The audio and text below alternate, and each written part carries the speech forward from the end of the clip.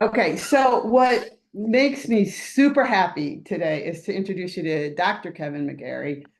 Kevin and I have been on this journey forever. When I was director of a coaching program in another Fortune 100 company, and Kevin got his master's degree in coaching because we had three levels of certification, and one was at that master level. And so Kevin got his master's degree from Middlesex. Then he went on, because that wasn't enough for Kevin. He went on to get his doctorate at the University of Wales, where I have a senior research fellowship. So we just kind of keep moving with each other. But the reason I'm saying this is and talking about Kevin is that he did this fabulous research of what we really need to pay attention to is what do different age groups, we'll call them generations, what do different generations need and want from followers? And Kevin and I had just a great conversation before we started about, what are we seeing with the Z's and the articles that are coming out and how quickly they're losing jobs because of not being able to play nice in the sandbox in organizations. So I'm super excited. I'm not going to take any more wind out of your sails, Kevin. Your sales, SAILS. And I'm just going to have you start and take us where you want us to go. Sounds good. Peggy, thank you so much. And I'm glad that you all were able to join us today. As a way of a little bit more background, and it may be beneficial because I know, Dell, it sounds like you run an annuity group today. I spent about 25 years in annuity sales and distribution. So I was a national sales manager at Nationwide. I ran their Nationwide Retirement Institute as well as a national sales manager for the funds business. And then most recently, I was over at Symetra as a national sales manager for the independent broker-dealer channel.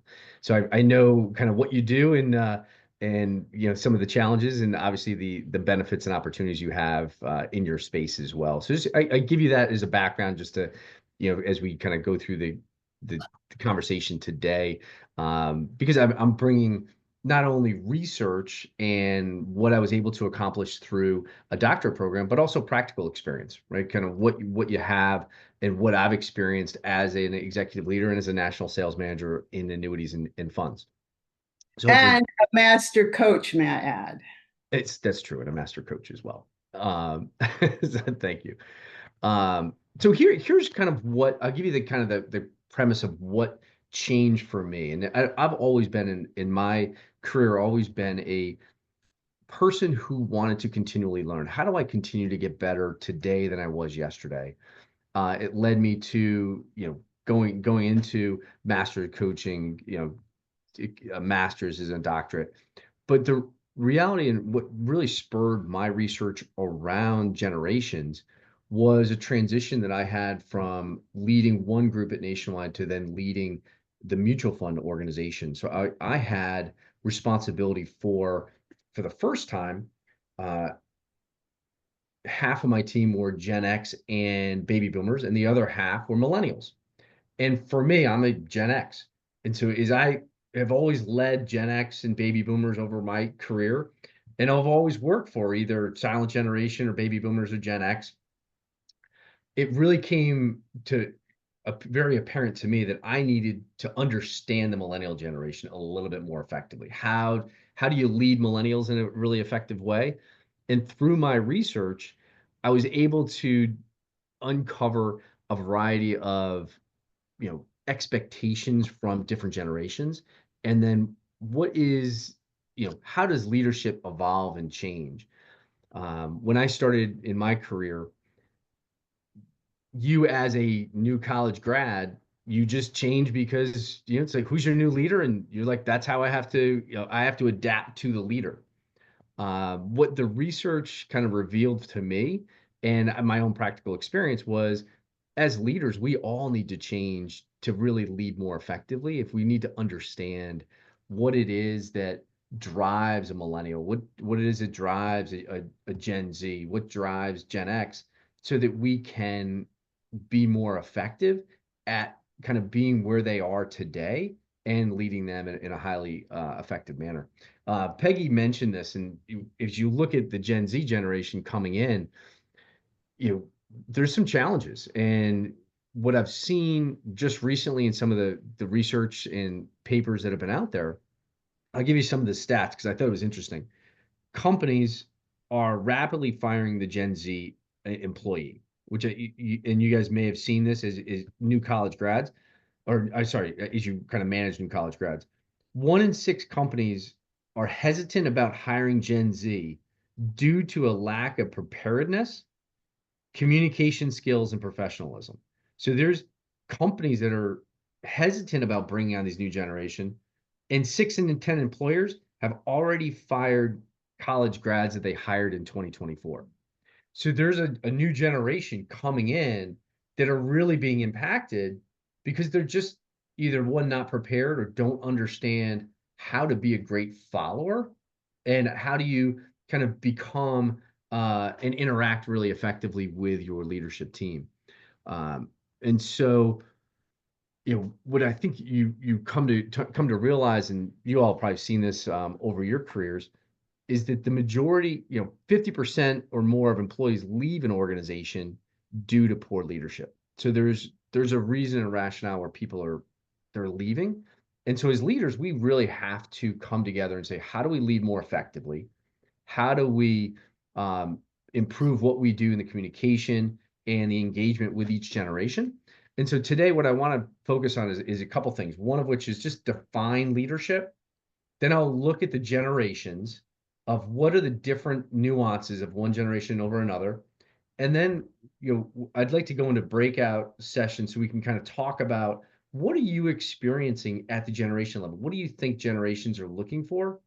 And then I'll come back in and share results from my research that kind of shows what's really important for one generation versus another, and what can we as leaders do to be much more effective. Does that make sense for kind of our time together? Okay. And obviously, if you've got questions, just kind of raise your hand or jump in. But I'll kind of that's kind of the format what I'd like to kind of structure. And obviously, Peggy, you can jump in and ask questions and harass me at any point in time as well. Hey Kevin, sorry, what was the stat you said that of the new generation that comes in, like so many of them have been let go? Yeah. So the stat that I just read this morning, 6 in 10 employers have already fired college grads hired in 2024. So 6 in 10 employers have fired, let's say you hire 10, but they, 6 in 10 employers have actually fired somebody that they've hired in 2024 due to lack of preparedness, communication skills, and professionalism. And if you want, I can share, maybe have Peggy send it out. I'll send out an article that kind of summarizes it too, just to kind of look at that generation and some of the challenges with the new generation coming to the workforce, if that helps.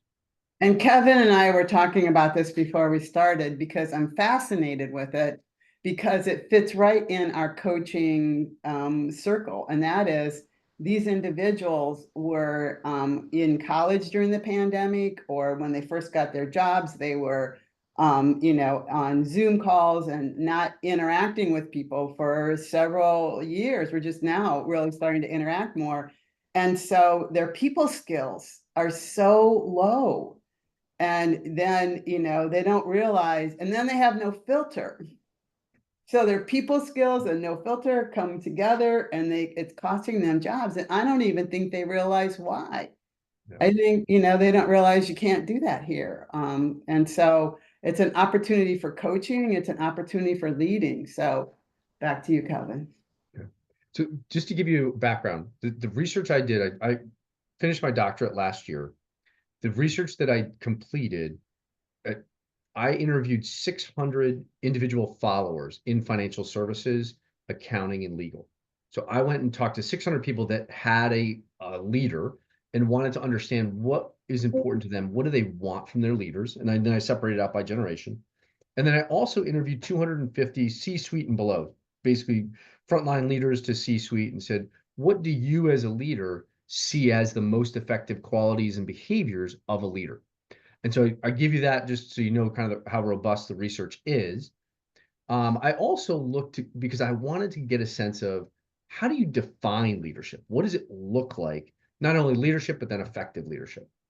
And I brought all that research together to create this definition of leadership, which is leadership is about creating and communicating a compelling vision that aligns with the strategic objectives and empowers others to achieve more than they ever thought possible for themselves, for their team, and for society. So if you think about it, in essence, it's about, are you creating a vision that aligns with your overall objectives? And then at the end of the day, empowering others to accomplish more than they ever thought possible. But what truly effective leaders look like is an effective leader is someone that can actually build achievement for their teams, helping their teammates see what's possible and actually accomplishing it, increasing their own self-worth, but then communicating a vision that really allows them to say, if I understand the vision, now as a follower, I want to follow that leader into accomplishing their goals over the long term. Truly great and effective leaders are those that are able to create more leaders. Okay, so if you're able to build and allow people the opportunity to take on additional leadership roles, that is kind of viewed as what is truly effective at a leadership standpoint. One of the ways you could look at what does an effective leadership look like in society today, is a way of, obviously there's a few things going on yesterday with the election, but I'm going to go in a totally different direction and talk about college basketball. Figure it's safer. Hey,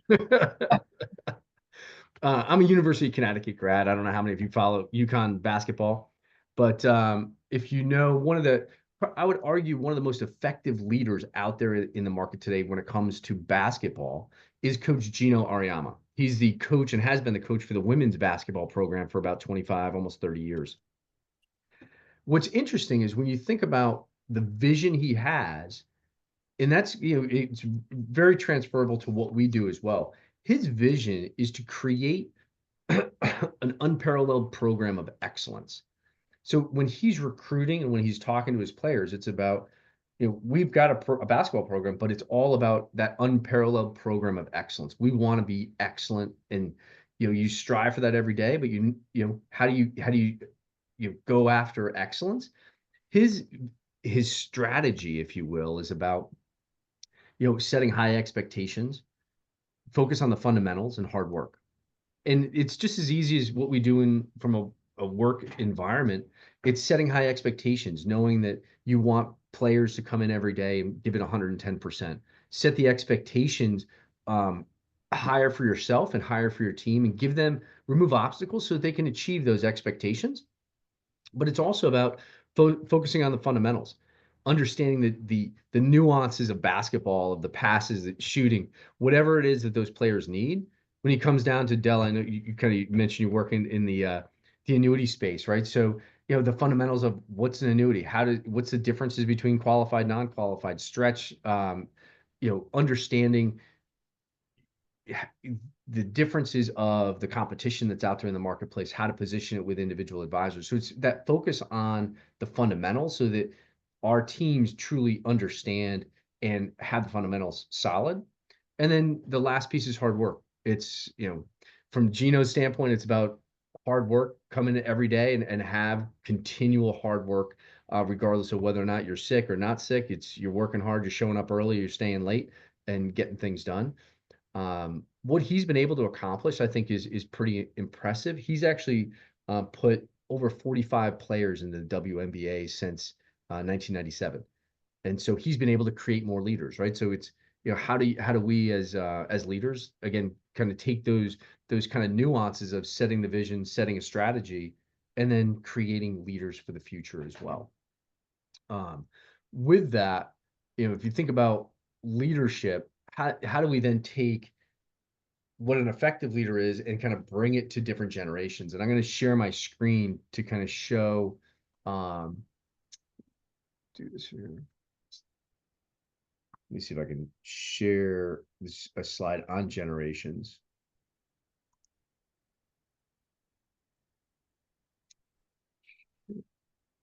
there you go. Did I figure it out? Did I do it? Yeah. All right, perfect. So what I've done here is set up an understanding of what each generation is. And I want to kind of share their backgrounds on the kind of the top half of that page. And then on the bottom, what are they looking for in their employer? And then we'll take a break. We'll go into breakouts after and say, what are they looking for then in their leaders as well? So as you start with baby boomers, right? Baby boomers, it's truly about the fact that baby boomers have grown up dedicating themselves to work. Perfect example of what a baby boomer is if anyone are Top Gun fans, I am. If you've watched Top Gun Maverick, if you go back into that movie and remember Maverick talking to Iceman, and Iceman was trying to convince Maverick to go and teach the younger pilots how to go and complete the mission. And what Maverick said, and as Tom Cruise is a baby boomer, he said, being a Navy aviator, it's not what I do, it's who I am. And that, in essence, summarizes the baby boom generation. It's their jobs define them. And it is, they're extremely company loyal. They follow the rules and they've dedicated their entire life to their work. And if you ask a baby boomer, oh, tell me about yourself, the first thing is they're going to tell you who they work for, the type of job that they have. And what that does is, from a work trade standpoint, they want that reciprocated and they want a loyal employer. They're looking for someone that's going to be loyal. Because of the way that they grew up, that hierarchy makes a difference. And I'm going to go back to this with an example. Peggy, you might actually remember this just because it was nationwide. From a hierarchy standpoint, is important to them. But they've spent so much time in their career that they now want to give back and they want to mentor. So that's something to think about. If you've got baby boomers on your team with experience, there's this opportunity to give back and to mentor others. So just something to kind of think about holistically, what's a baby boomer look like and who are they? Kevin, what I want to add here is those baby boomers are still very much in the workplace because they're just turning, the end of the baby boomers are just turning 60. Yeah, correct. So you get the end, and then baby boomers, there's a significant amount in the workforce, and there's two of them running for president yesterday. One of them just won. So you still got the baby boom generation still active and at work. But Gen X, I'm a Gen X, as I mentioned. There's the kind of this nomenclature for Gen X is the latchkey kids, right? And for me, and I don't know how many Gen Xers are on the phone, but for me, it was, you go home and your parents aren't there, you're kind of on your own. So by first or second grade, I was able to break into my house because I always forgot my key. And you go in, have a snack, get into homework, and if you had a job, you go to work. If not, you're going out and playing with your friends out in the street until the lights come back on and someone comes home from work. But what that has done for the Gen X is there's a high level of independence, and they expect independence in their role. They embrace change in how that they kind of see work and what their jobs are, but also what the companies change. So they'll embrace that change, but they also have a high degree of skepticism. So there's a lot of, when something comes out, they're going to be like, all right, well, I'm a little skeptical about what that new change is or what the new directive is that's coming in. So communication then becomes highly important to be able to overcome the skepticism and understand the why behind the changes. But what they look for in their employer is they want some degree of independence. They want autonomy and they want the ability in their roles to problem solve, because they've always solved problems on their own, and they want to be able to kind of incorporate that ability within what they do on a day-to-day basis as well. Highly different than millennials. Millennials are the trophy generation. Doesn't matter what you do, everyone gets a trophy. They had a different relationship with their parents, right? Their parents were their friends versus Gen X, which they were kind of parented on their own. So as a generation, they challenge their authority figure. They've got this relationship that's a little bit different with authority, and that's from teachers as well as parents that was as they grew up and how they kind of bring that to work. So this example of baby boomers from hierarchy to challenging authority figures, I'll give you an example. This goes back 10 years or so, when on my team we had it was a larger team. We had an intern who was a millennial. And if you guys have intern programs, it's, everyone kind of puts their arms around the interns. They want to make sure that they like the organization and they get a lot of exposure to senior leadership. At Nationwide, when I was there, we had a CEO who was a baby boomer and gave a presentation to all of the millennial interns and said, if you have any questions, feel free to, reach out. My door is always open. Now, for most of us on this phone, that we kind of say, yeah, that's nice, but we probably aren't going to reach out to a Fortune 100 CEO directly. This millennial sent an email to the CEO and said, I've been here a couple of weeks now as an intern, and these are the 3 issues I see with the company, and I would expect that you would get these fixed and answer back to me by, and gave a date like 2 weeks out. And so it's just this like ability to say, how do you understand that they want to challenge authority, but also how do you help to coach and do it in the right way so that you have this dialogue of, hey, you can challenge authority figures, but are you going up the chain of command and understanding what the issues really are? That actually flowed back down to my desk, and we realized that it was all those issues could have been solved with a conversation with their boss, but that's fine. But it's understanding the nuances of millennials. They also, there's an expectation. They want to get paid well and promoted quickly.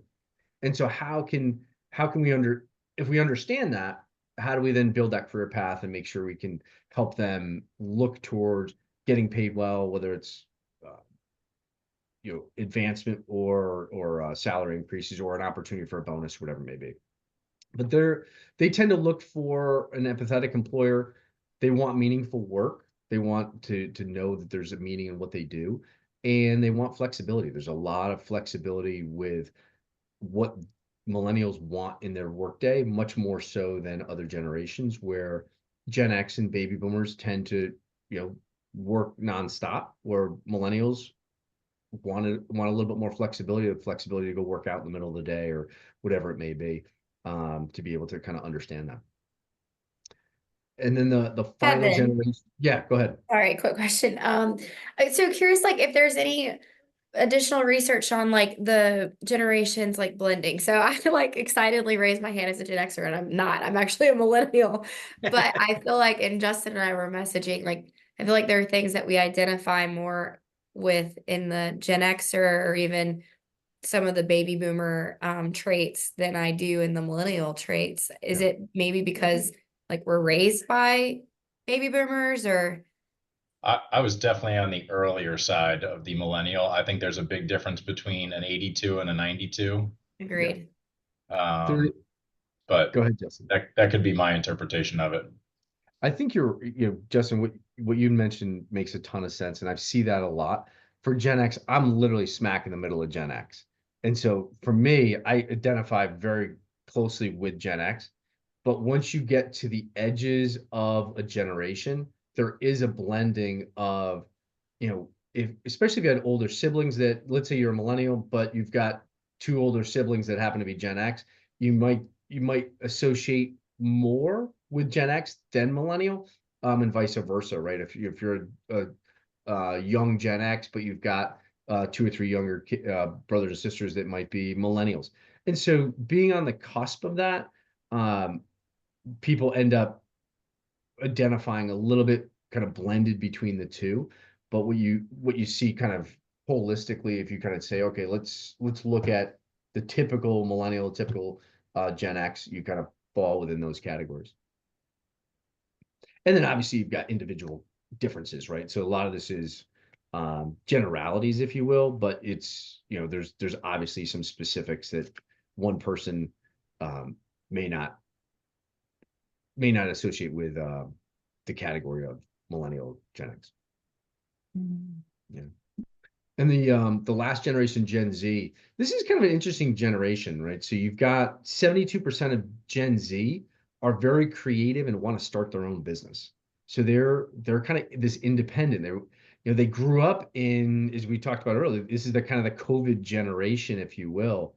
My daughter's Gen Z, and how they communicate is a little bit different, right? So if you are COVID, if you went to school during COVID, if you got technology that's a little different. It's, I saw it when my daughter had some friends over. It's like they're in the same room, just sitting on their cell phones, talking to, like, barely communicating, but just having cell phone communication. It's like, how do you kind of enhance the communication between individuals and the way they grew up, because there's so much of that virtual communication, in teaching people how to have better communication styles, and how to interact with different generations and outside of a screen as well. And that's part of the research we kind of shared earlier about why some folks aren't making it in the workforce, just coming out of college and into the workforce, because of lack of communication skills.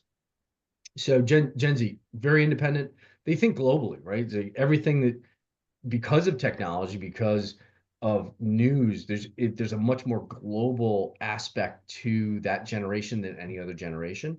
And they're looking for that competitive wage, or they want to come out of school and have a competitive wage. They're looking for stability, probably because they saw their parents go through '08, or going through different ups and downs of the financial space, where people have left one company to go to another. They're looking for stability in their employer, and they also are looking for mentorship. So as much as Gen Z doesn't have the specific nuance of, okay, what should I be doing?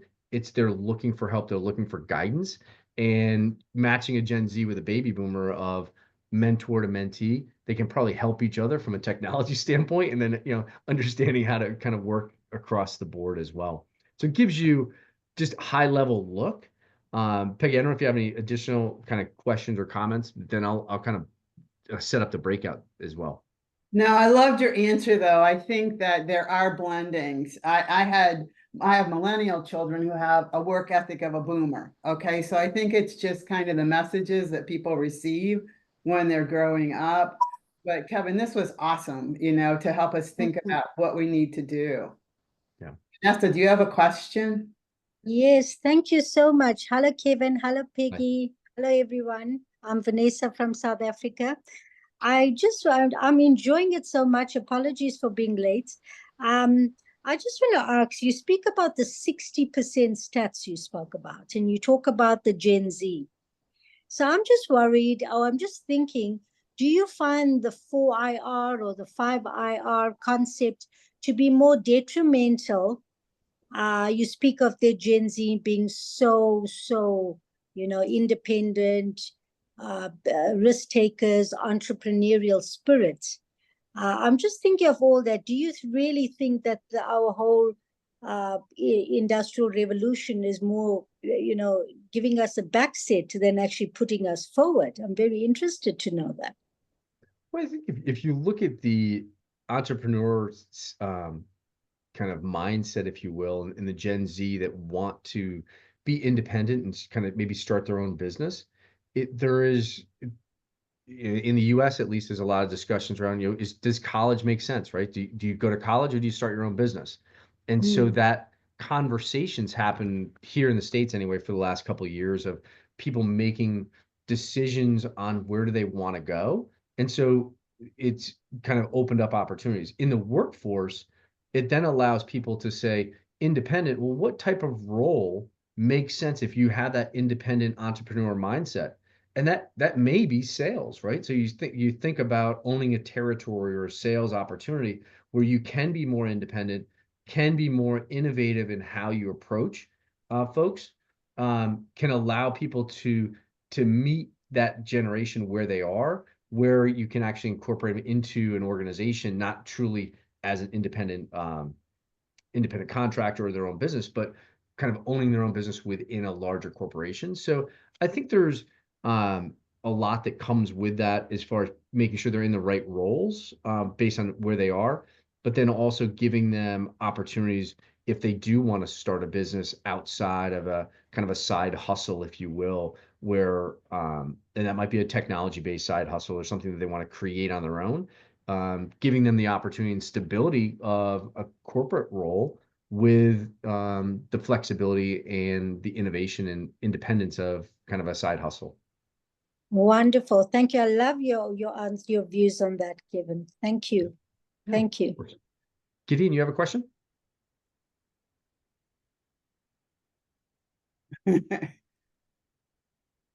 Gideon, do we lose you? I think I don't know. No, you didn't lose me. It's the technology thing. Oh, you boomer, you.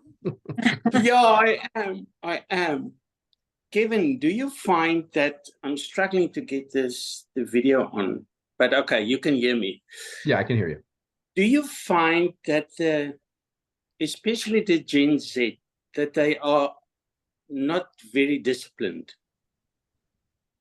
It will be very okay to come late for a meeting. It's okay. I struggle with these things. So please help me. Yeah. I think when you look at, and this is honestly one of the challenges I had as a sales leader of folks that were millennials and Gen Z, although I didn't have a lot of Gen Z on my team, which was punctuality and being able to, are they showing up on time? To me, what I did is set expectations and accountability. It was very clear in the communication of here's why we're doing what we're going to do, and here's the purpose and role of the meeting if that's an issue. So I had people that would show up late, and to me, I've always been of this mindset of if you're 5 minutes early, consider yourself late. So at 5 minutes early, I would start a meeting, or right on time, I'd start the meeting. And if I was doing a Zoom call, if you showed up late, I didn't let you into the meeting, and we'd have a conversation afterwards. And it was, this is, the reason we're doing this is because you have other folks on your team that have other things that they need to do today. And as out of respect for others, we need to be able to look at those accountability and expectations as a team and as a leader. And this is how we're going to structure our meeting. So if you want to show up on time. And if you're not going to show up, we need to have another conversation about what your role is here within the organization. And that's just like kind of a broader kind of concept, I guess, if you will.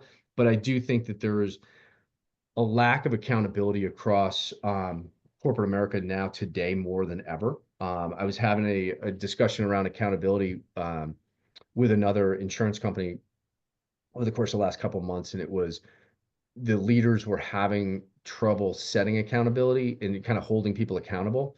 And what it came down to, as I kind of dug in a little bit more with the team, was that their expectations weren't clear. And it was really about setting clear and concise expectations for the team and being able to help them really understand, okay, what are the expectations? What do they need to do? And can they repeat back and actually say that they want to align to those expectations? That may help, but that was, I think I think it kind of gives a little bit of perspective, and that kind of goes Gen Z, but others as well. Zane?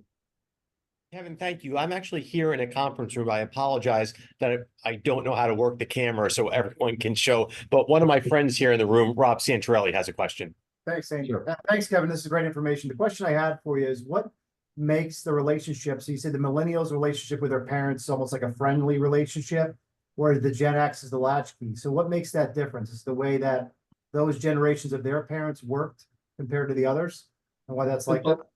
Yeah. So if you think about like the Gen X generation, which is my generation, most had parents at work, both parents worked and were not home. So you didn't have a close relationship for a lot of Gen Xers.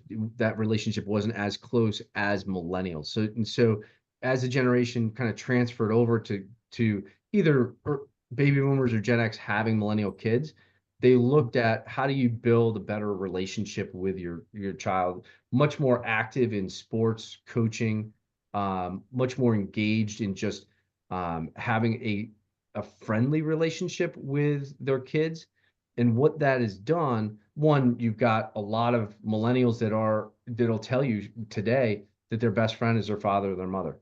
And which is great. It's fantastic, but it also has its consequences as well. And that is, there's a number that one will challenge their parents a little bit more. And that now that's in the workforce has been, how do you challenge authority figures, and how do you challenge and push back much more so than the Gen X and baby boom generations, which were, kind of parents that ruled and said, this is what we're going to do. And there's no argument. It's just, that's what you're going to do.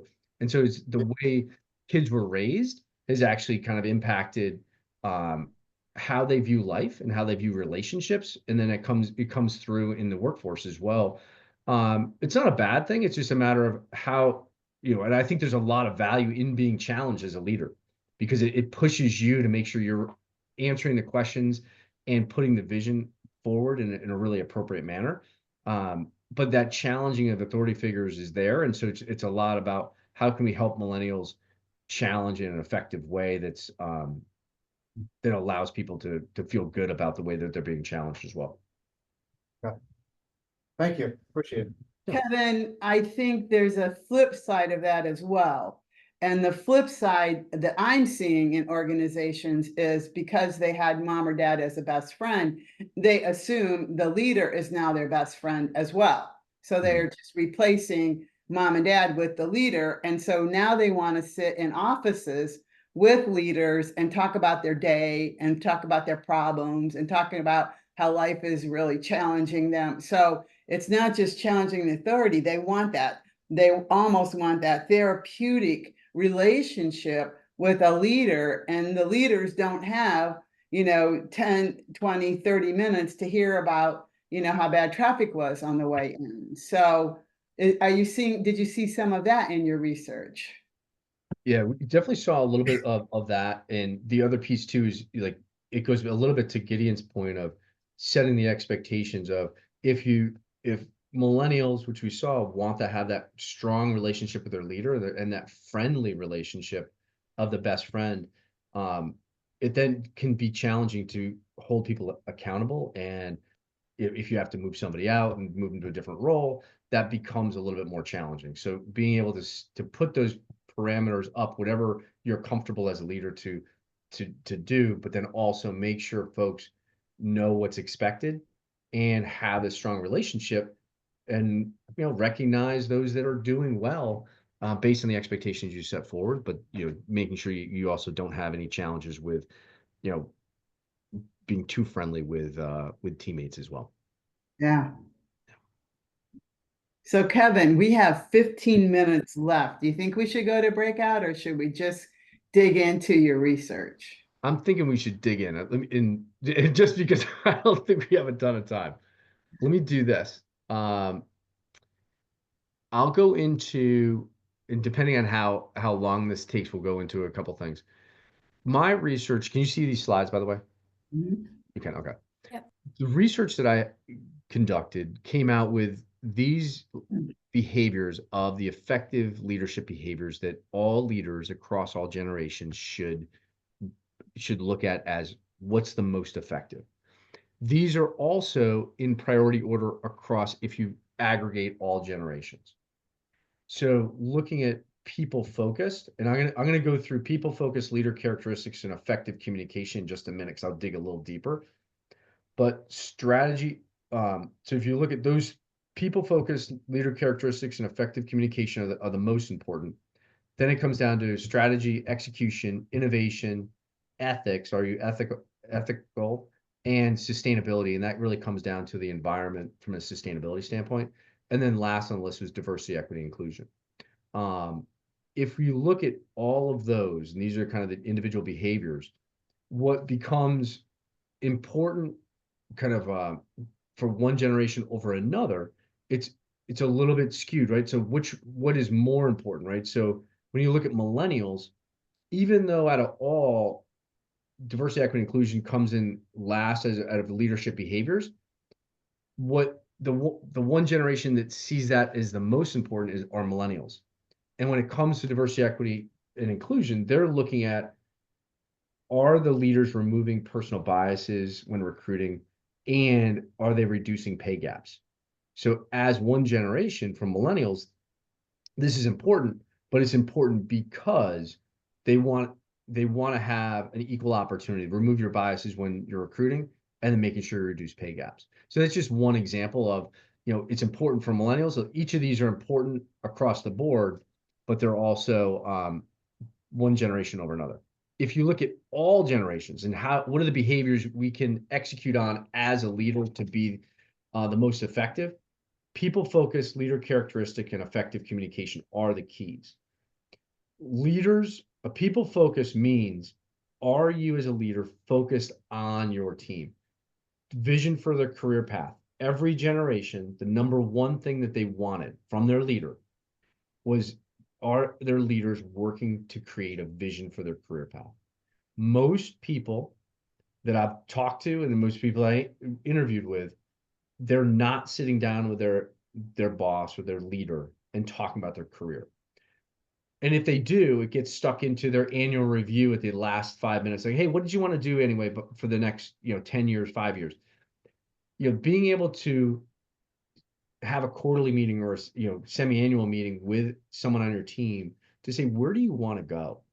What's your vision for retirement and or for your career? And that might just be as simple as saying, maybe you're 25, maybe you're 35, 45. When you retire, what job do you want to retire from? And if we know that, let's back into where you are today. And now let's build a personal development plan to help you get there. And if I know that you're doing this job, you love the job, but in 5, 10 years, you want to be doing something totally different, well, give them that opportunity to excel and learn the job that they're in, but then also give them opportunities to stretch themselves to where they want to go, because that's going to allow to have better retention and better opportunity to actually help those individuals be successful themselves into the future as well. When it comes to leader characteristics, the number one most important aspect is awareness of strengths and limitations. And when I say that, it is, as leaders, do we know our strengths and limitations? And a lot of leaders that I've talked to, they all know what their strengths are, right? They say, hey, this is what I'm really, really good at. Some don't know what their weaknesses are.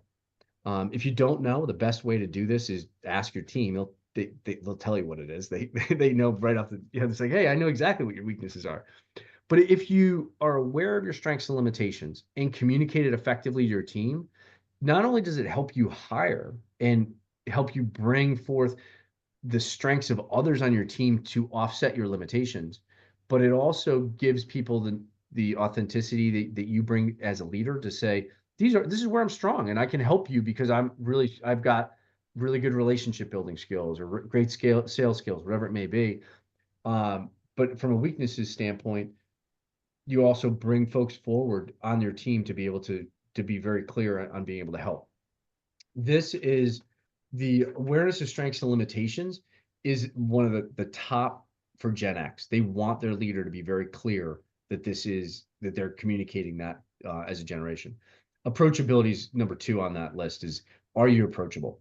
And we all know inherently when you see a leader, it's like, are they an approachable leader or not? It's a key piece of leadership behavior to be able to keep retention and to get the most out of your team is, are you approachable? Because they'll be able to bring to you, if you're approachable, bring to you insights, challenges within the organization. They know that you're there to help and approachable versus, oh, I got a problem. I don't want to bring it to my leader because they're just either going to bite my head off or just not listen to me. And so that approachability is really key.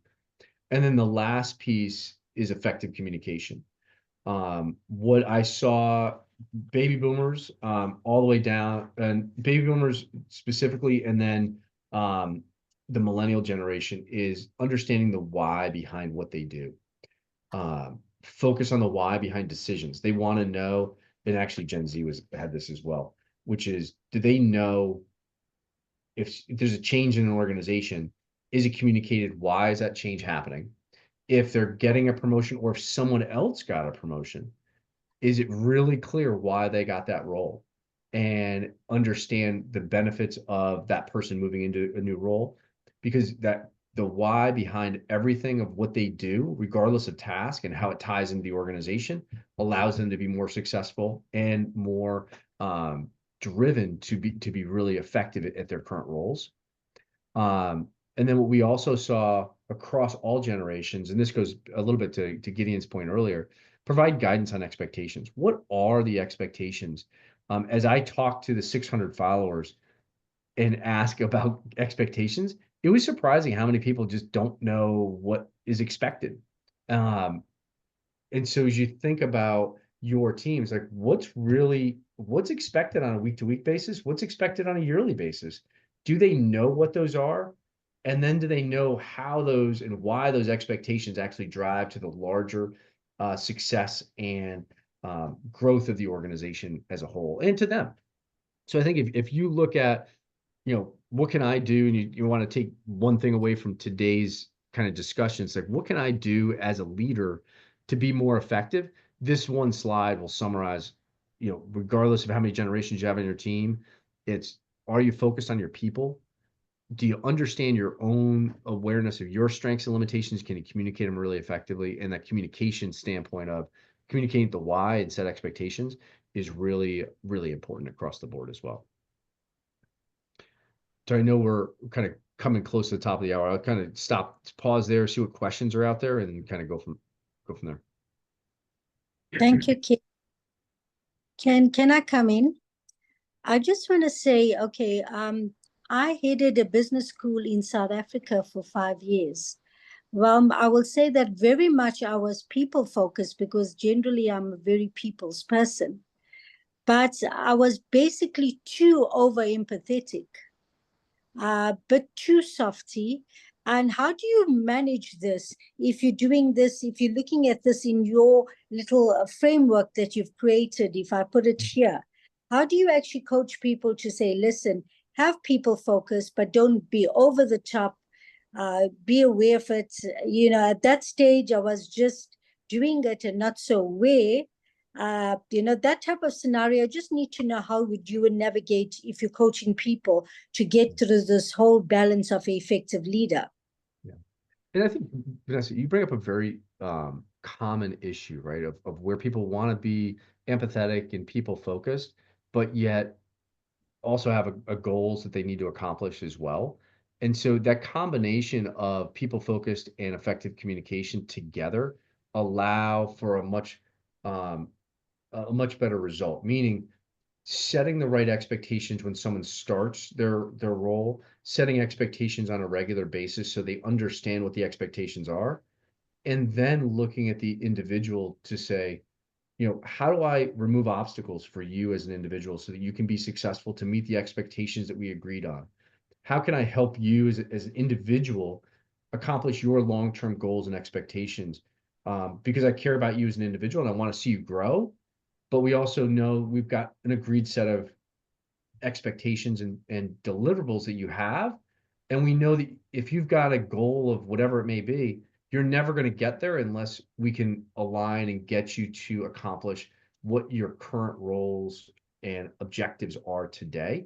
So these are bringing together to say, I care about you. I'm empathetic to the challenges that you have, but what's getting in your way and how is this all going back to what as expectations for the role and for the overall organization as well. Wonderful. So you say set boundaries. Is that what you say? Yeah. Okay. You have to set boundaries. Thank you, Kevin. Thank you. Zane?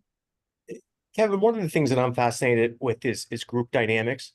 And I'm wondering, in your research specific to Gen Z, how important is tribalism and being a part of a group and the psychological safety that exists within the group versus their individual hopes and aspirations? Is that important to Gen Zs being identified with the group versus their individual hopes and aspirations? Yeah, see, I think that's a great question. What I saw from Gen Z, and I'll kind of give you the top two most important aspects of, if we go back to this slide here, what's the most important thing to Gen Z? Number one was leader characteristics, which we talked about. Number two is people focused. But when you get into the people focused for Gen Z, what's most important for that group was teamwork. And it's that ability to work as a team and feel part of a team, or to your point, a tribe, right? That tribalism aspect of, they want to be able to have flexible work environment. They want to be able to know what their career path is, but they also want to be part of an organization, part of a team, and know that they're included into the organization and the group that they're working with. So I guess a long-winded way of saying, yes, the tribalism aspect of it is highly important for Gen Z. Okay. Thank you, Kevin. Yeah. Appreciate that. Any other questions? Perfect. Well, Peggy, I'll turn it back over to you. I appreciate, again, for all of you, I really appreciate the opportunity to spend some time with you today. I'm on LinkedIn. I'd love to connect with you. I do a lot of overall presentations like this from a leadership standpoint for organizations. I also have done a lot in the space of how do advisors lead their clients. So I've worked with LPL, Zaic, and a couple other organizations to say, how do I lead and set a standard of care for my client base based on the fact that I have clients of all generations. So think of, what I can kind of help you is whether it's individual coaching, kind of working through presentations like this to talk about generations, but also at your client level from individual advisors and how to help advisors be more effective with their clients as well. Kevin, this was fabulous. Thank you so much. And I know you had so much more to share. We're probably going to get you back for part 2. Okay. Just saying, sometime in the spring, we'll bring you back to talk on a little more depth, because there are so many questions we all have about how to lead effectively and how to help people be their best self. The one thing I did want to ask you about was, I want to go back to what you said about setting expectations and understanding the role. I think we give people performance plans, and we give them to them in January, and then we dust them off in December to do an evaluation, or the next year. And I don't think we spend enough time putting milestones in and letting people know. So it's not just expectations, but also milestones, so they understand what it's going to look like in March, what it's going to look like in April, and not just what it's going to look like in December. So the more we can break down, what the expectations are based on, an annual year. Like when HR used to say, well, does a person know what they're supposed to do? I'm like, it's in their performance plan. But they didn't understand the language the same way I understood the language. And so you've got to get really explicit. Is that correct? Yeah, I would definitely agree with that. And as a sales leader, I tell my folks, I'm like, build me a business plan, but it better be on one page. Like, because if it's more than one page, you're just never going to look at it again. Like, put it on one page. There's another gentleman out there that does the index card business plan, which is really good. Just gives you an opportunity just on an index card to say, here are the 3 things I need to do every week. It gives you that parameters. Like, if I do these 3 things every week, I'm going to be able to hit my goals on a quarterly and an annual basis. So there's a lot of credibility, I think, in what you're saying, which is put those milestones out there and get people feeling like they've accomplished something on a short-term basis, so that they can accomplish their long-term goals as well. Awesome. Kevin, I could listen to you all day long, but I know you've got other things to do, and our group has things to do as well. But thank you so much for joining us today. And, again, Kevin McGarry, I hope you saw that in the flyer. And if not, go to his LinkedIn page. Kevin has a book. He didn't even talk about his book. Okay. Lead with Purpose. It's amazing. And so don't hesitate to go out and see what he's saying in his book, because it's an absolutely fabulous book. It's kind of like Lenciani world of talking about business and pleasure and work and childhood softball. So I'm putting in a link, Kevin, for you to, for those of you that are on, I'll send you his information because I want you to have it. And thank you all for joining us today and for your great questions. It's so good to see everybody around the world. And now the South Africans can have dinner, and so can Val. Okay. Enjoy your evening. Thank you so much. Thank you, Peggy. Thank you, Enjoy Peggy. your Thank you, Kevin. breakfast. Thank you. I appreciate it. Bye-bye, everyone. You guys.